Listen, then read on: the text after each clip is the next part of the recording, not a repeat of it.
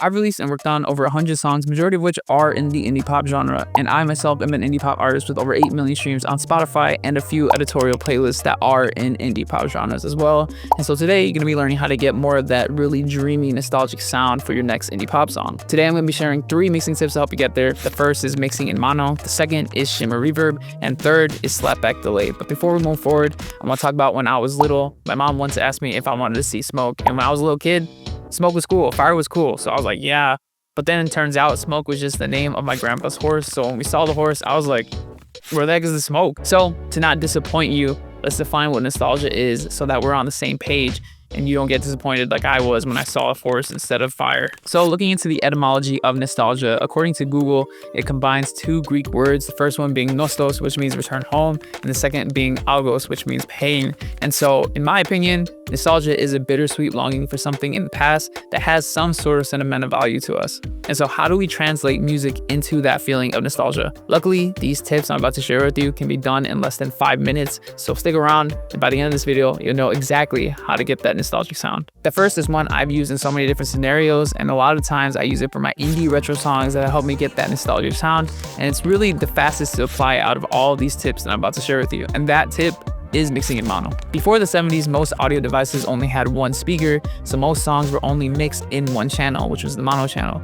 However, later on after the 70s, stereo speakers started becoming more mainstream, and engineers started using 2 channels more frequently, and that's the left and right channel. So putting an element of your song like a synth into that single mono channel will help it sound old and nostalgic pretty fast. For most DAWs, it's as simple as turning a knob in the mixer channel. At least that's what it's like for FL Studio. Now, even if you don't use FL Studio, I am certain that your DAW has some sort of native plugin for stereo separation. So find that plugin, put it all the way to mono, and boom, you got a mono nostalgic sound.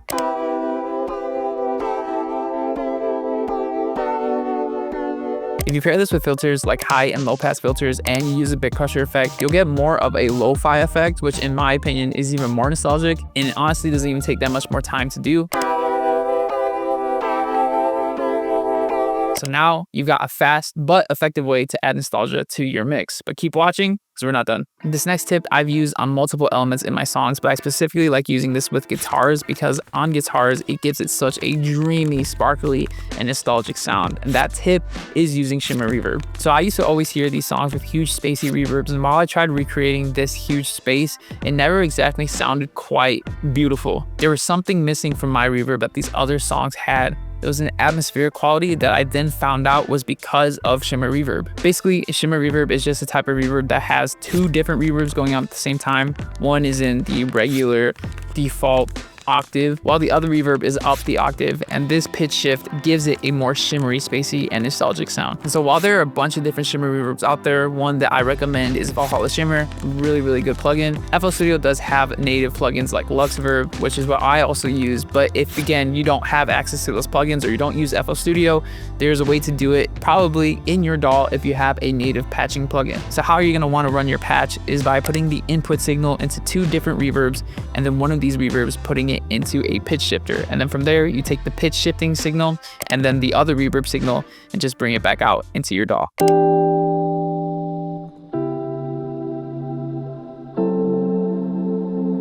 Now you can give any effect that shimmery, dreamy, and nostalgic sound, but stay with me because I got one more effect for you. This last tip is something that I picked up over the many years of listening to indie pop music, and I know for sure that you've heard this too because it's in almost every song that I hear. And so if you've heard any song from Somber or even songs from like Joe, I think is how you pronounce his name, you'll definitely know what I'm talking about. That is Slapback delay. I'm sure you're probably gonna relate to this, but when I listen to music, I tend to dissect it a lot because when I like something and I wanna make a song that has the same kind of feeling that the song is currently giving me, then I wanna know what the heck that sound is. And so I dissect the music so that I can then recreate it later on. And one sound that pops up a lot in indie music is this slapback delay sound. All slapback delay is basically just a really fast delay with only one echo, and this gives it a more intimate intimate room sound, which has a bit more of a lively feel in my opinion. This effect was super popular back in the 50s Elvis rock and roll era, and part of the reason why it sounds so nostalgic is because it reminds us of that retro era sound. And so taking a bit of those mixing techniques and applying it to your modern mix